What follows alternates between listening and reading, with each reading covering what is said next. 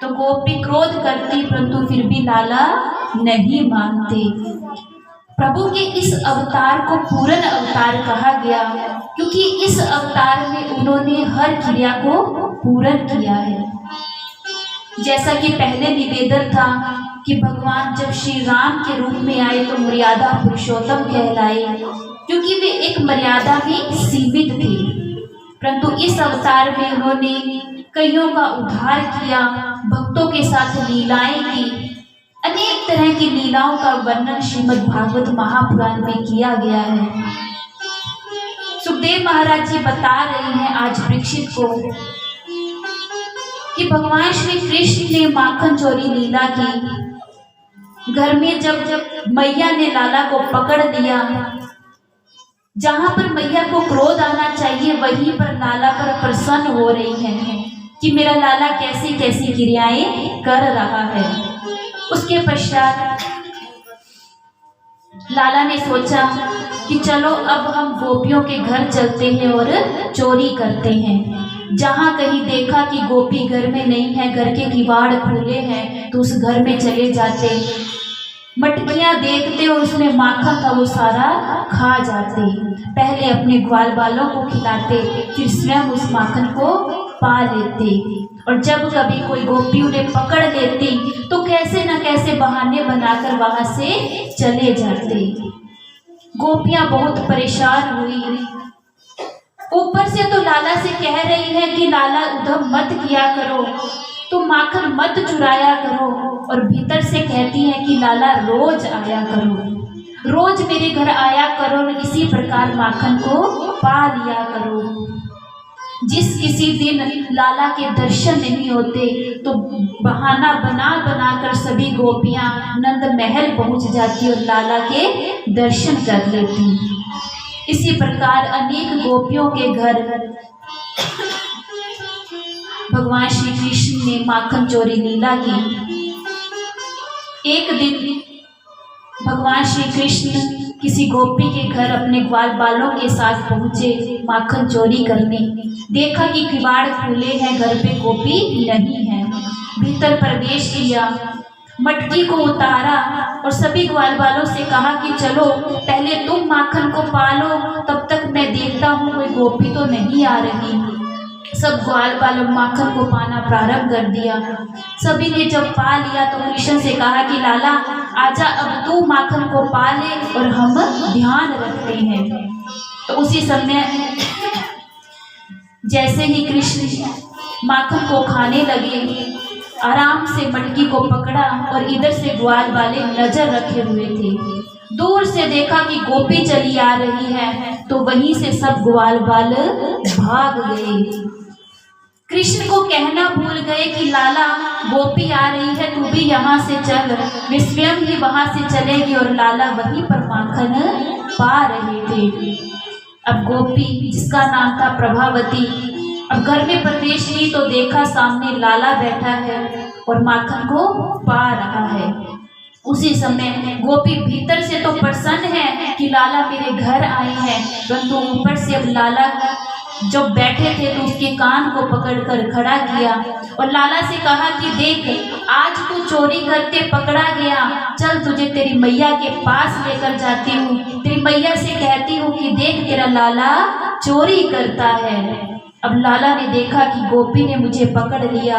अनेक तरह से बहाने बनाते हैं कि गोपी मुझे आज छोड़ दे, परंतु गोपी एक नहीं सुनती। उसी समय लाला का हाथ पकड़ा और नंद महल की ओर जाने लगी।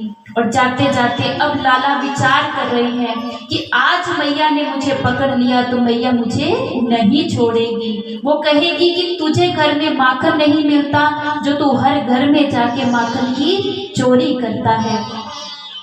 अब जैसे ही गोपी ने घूंघट निकाला हुआ चले जा रही है कान्हा का हाथ पकड़े हुए, तो कान्हा ने लाला ने दूर से देखा कि प्रभावती का जो देवर था वो सामने से आ रहा था।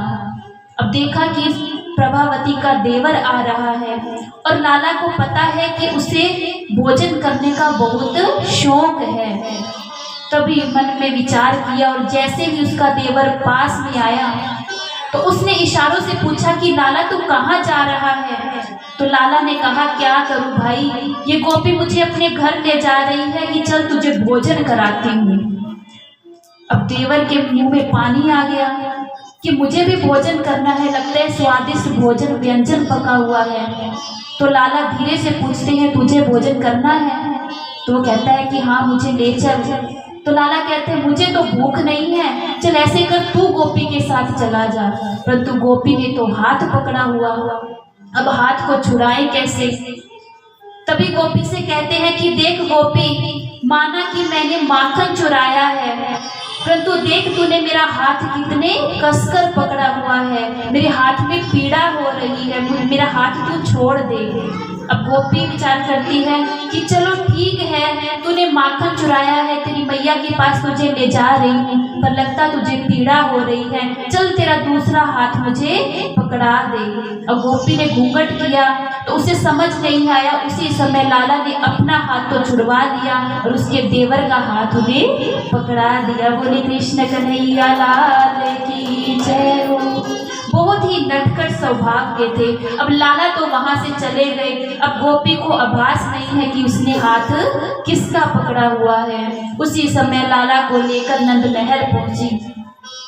अब नंद महल में प्रवेश किया तो मैया को आवाज लगा रही है, मैया बाहर आओ, देखो तेरा बालक कैसे उधम मचाता है, माखन चुराता है। अब मैया ने सुना कि गोपी आई है तो कक्ष से बाहर आई। गोपी से कहा कि बोल बहन क्या हुआ, तू इतना क्यों चिल्ला रही है?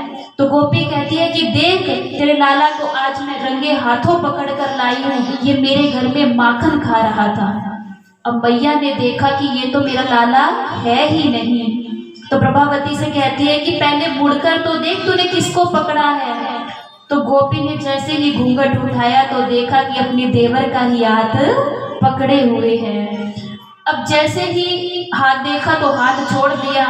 अब देवर को समझ आ गया कि यहाँ पे कोई व्यंजन नहीं, यहाँ पर तो शिकायत की जा रही है। तभी वो वहां से चला गया। उसी समय गोपी अब मैया से कह रही है कि पकड़ा तो मैंने तेरे लाला को था, परंतु वो इतना उधम मचाता है कि अपना हाथ छुड़ाकर यहाँ से भाग गया।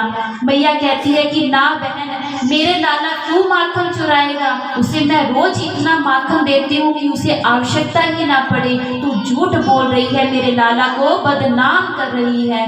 गोपी बार बार कहती है कि नहीं, तेरे लाला को मैं बदनाम नहीं कर रही, वो माखन चुराता है।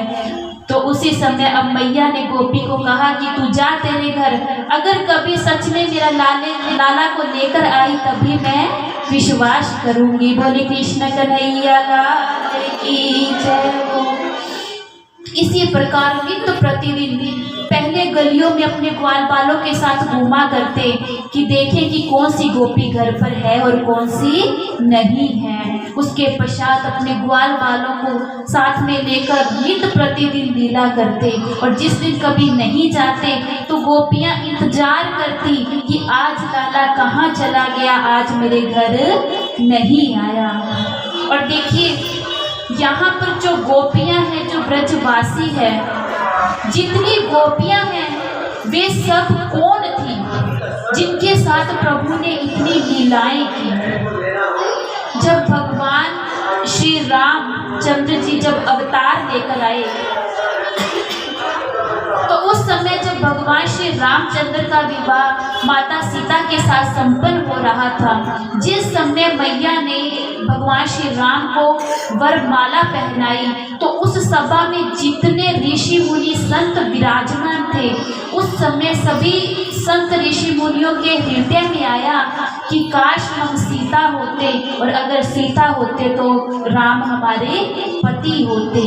जब सबके हृदय में ये विचार आया तो भगवान श्री राम ने वचन दिया अपने हृदय में ही कि जब मैं द्वापर में अवतार लूंगा तो उस समय तुम्हारे मन की इच्छा की मैं पूर्ति करूंगा। तो इसीलिए जितनी भी जो गोपियां थी, जो ब्रजवासी थी, जितनी गुजरियां थी, ये सब और कोई नहीं, वही संत ऋषि मुनि थे जो इस जन्म में गोपियों का रूप लेकर आज वृंदावन में वास कर रहे थे। बोले कृष्ण कन्हैया लाल की जय। भगवान श्री कृष्ण ने सब सब गोपियों के साथ खूब उद्यम किया, रास रचाई, अनेक तरह से उनको परेशान किया। सुखदेव महाराज जी परीक्षित जी को वर्णन कर रहे हैं। इसके पश्चात वर्णन आता है कि जब भगवान श्री कृष्ण 5 वर्ष के हुए, जब भगवान श्री 5 वर्ष के हुए तो उन्होंने देखा कि मेरे सारे ग्वाल बाल मित्र नित्य प्रतिदिन गैया चराने जाते हैं और संध्या होने के पश्चात वापस घर को लौट आते हैं। आज भगवान श्री कृष्ण के मन में विचार आया कि मैं भी गैया चराने जाया करूँगा अपने ग्वाल बालों के साथ। तो मैया से हट कर बैठे कि मैया मुझे भी अपने मित्रों के साथ जाना है और जाकर गैया चरानी है। तो यशोदा मैया ने कहा कि लाला तू अभी छोटा है, तू गैया नहीं ले जा पाएगा, तो जब तू बड़ा होगा तब तू गैया ले जाना। परंतु कृष्ण ने हट कर ली कि नहीं, मैं तो मैया लेकर जाऊंगा। तो मैया समझ गई कि अब ये नहीं मानेगा। उसी समय गौशाला से गैया का जो बछड़ा था वो छोटा सा उसे खोल कर दिया और सभी ग्वाल बालों से कहा कि इसे अपने साथ ले जाओ और संध्या होने से पूर्व ही इसे वापस घर ले आना और साथ में कुछ भोजन पका दिया कि जब इसे भूख लगे तो इसे भोजन करवा देना। और भगवान श्री कृष्ण 5 वर्ष की आयु में पहली बार गैया चराने के लिए यमुना के किनारे पहुंच गए। बोले यमुना मैया की जय हो। यमुना मैया भी सदैव प्रभु का इंतजार करती थी कि मेरे नाथ आएंगे, जब यहाँ पर लीलाएं करेंगे तो नित्य प्रतिदिन मैं उनके दर्शन करूंगी। अब भगवान श्री कृष्ण नित्य प्रतिदिन जाते और गैया चरानी प्रारंभ करती। कभी कभी अपने मित्रों से कहते कि कल सभी अपने अपने घर से अपनी मैया से मेरे लिए कुछ भोजन पकवा कर लाना, कुछ अच्छे व्यंजन लेकर आना। तो अगले दिन जैसे ही भोर होते ही गैया लेकर निकलते। तो आज सभी ग्वाल बाल मित्रों ने अपने लाला के लिए अपनी मैया से कहकर अनेक व्यंजन तैयार करवाए और आज लाला को लेकर यमुना के किनारे पहुंच गए। और जैसे ही यमुना के किनारे अब गैया चराने लगे, खूब मस्ती करने लगे, तो देखते ही देखते दोपहर का समय आ गया। उसी समय अब लाला को भूख लगी तो लाला ने सभी ग्वाल बाल मित्रों से कहा कि चलो भोजन करते हैं। तो आज सभी ग्वाल बालों को लेकर आज एक वृक्ष के नीचे बैठे और भोजन करने के लिए तैयार हो गए। सभी मित्रों ने भोजन को कान्हा के सामने रख दिया और कान्हा से कहा कि तुझे जो अच्छा लगता है तू उसे पा ले। और जैसे ही आज श्री कृष्ण भोजन पाने के लिए तैयार हुए, जैसे ही पहला निवाला लेने लगे तो उन्होंने देखा कि उनका एक मित्र श्री धामा यहाँ पर दिखाई नहीं दे रहा। उसी समय सभी मित्रों से पूछा कि श्री धामा कहाँ चला गया, वो यहाँ पर दिखाई क्यों नहीं दे रहा। तो सभी ने कहा कि पता नहीं, यहाँ तो नहीं था, थोड़ी देर पहले वहाँ देखा था। तो भगवान श्री कृष्ण कहते हैं कि मैं उसे लेकर आता हूँ, उसके पश्चात भोजन पा लूंगा। अब भगवान श्री कृष्ण अब श्री धामा को ढूंढने के लिए आवाज लगाते हुए जा रहे हैं, ओ श्री धामा कहाँ चला गया। अब श्री धामा कृष्ण से छुप रहे हैं कि कहीं कृष्ण मुझे देख न ले। क्यों छुप रहे थे? क्योंकि जैसा कि कृष्ण ने कहा था कि सभी अपने अपने घर से मेरे लिए कुछ व्यंजन लेकर आना, परंतु श्री धामा की मैया के पास कुछ नहीं था। मात्र मटकी में छाछ भरकर दी और कहा कि ये अपने लाला को पिला देना। तो श्री धामा विचार करते हैं कि सभी ग्वाल बाल इतने अच्छे अच्छे व्यंजन लेकर आए हैं, अगर मैं लाला को छाछ दूंगा तो वो मेरा उपहास उड़ाएगा। इसीलिए श्री धामा किसी वृक्ष के पीछे जाकर छुप गए और कान्हा की नजरों से बचने लगे। परंतु कान्हा उनको ढूंढते ढूंढते वहां तक पहुंचे और जैसे ही श्री धामा ने देखा कि लाला मेरी तरफ आ रहा है, उसी समय मटकी को उठाया और उस छाछ को पीना प्रारंभ कर दिया। और जैसे ही श्री कृष्ण आवाज लगाते लगाते अब श्री दामा के पास पहुंचे, तब तक जो मटकी की छाछ थी उस सबको पा लिया, मात्र लास्ट की जो घुट थी वो मुंह में रह गई। और भगवान श्री कृष्ण ने देखा कि इसने तो सारी छाछ को पी लिया। उसी समय जो लास्ट जो घुट थी जो मुंह में, उसी समय मुंह पर मुक्का मारा और जो छाछ उसके मुख से बाहर निकली, तो आज हम ठाकुर जी ने उसके मुख की जूठी छाछ को पा लिया। बोले कृष्ण कन्हैया लाल की जय। भगवान श्री कृष्ण मात्र भाव को देखते हैं। सभी ग्वाल बाल अनेक व्यंजन लेकर आए, परंतु उन सभी को छोड़कर आज उसके मुख की जूठी छाछ को पी लिया। इतना अनोखा अवतार था उनका, सौभाग्य था उनका, जो आज अपने भक्त का जूठा भी पी गए। ऐसा नहीं है कि सदैव प्रभु को जूठा ही खिलाना चाहिए, वो मात्र भाव था और वे उनके मित्र थे जिनके साथ प्रभु लीला कर रहे थे। कभी भी हमें भगवान को, जब भी हम अपने घर में ठाकुर जी के विग्रह को रखते हैं, कहते हैं कि ठाकुर जी के विग्रह को रखना कोई मुश्किल काम नहीं है। जैसे हमारे घर में हमारा बालक होता है, उसी प्रकार उनकी सेवा करनी चाहिए। जो हमसे बन पड़ता है, जितना हम दे पाते हैं, उतनी सेवा आप नित्य प्रतिदिन कीजिए। भगवान आपकी उसी भक्ति पर रीझ जाते हैं। कभी कभी कई भक्तों के मुख से सुना है कि ठाकुर जी को रखना तो बहुत मुश्किल है, हम सेवा नहीं कर पाएंगे, सुबह शाम दोपहर में उनको भोजन करवाना पड़ता है, अनेक तरह से पवित्रता रखनी पड़ती है। तो देखिए, पवित्रता तो रखनी चाहिए क्योंकि वो हमारे नाथ हैं, प्रभु पिता हैं, परंतु ये विचार नहीं करना चाहिए कि उनकी सेवा मुश्किल है। हम उनको जिस भाव से रखेंगे, वे उसी भाव से हमारे साथ रहना प्रारंभ कर देते हैं।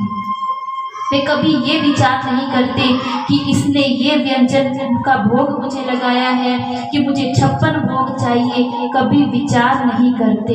अगर हमारे पास रूखी सूखी भगवान की दी हुई जो भी व्यवस्था है, उसी का भोग अगर हम प्रभु को लगाते हैं तो प्रभु उसी से प्रसन्न हो जाते हैं। बोले कृष्ण कन्हैया लाल की जय। एक बहुत ही प्यारा प्रसंग है जिसके माध्यम से बताया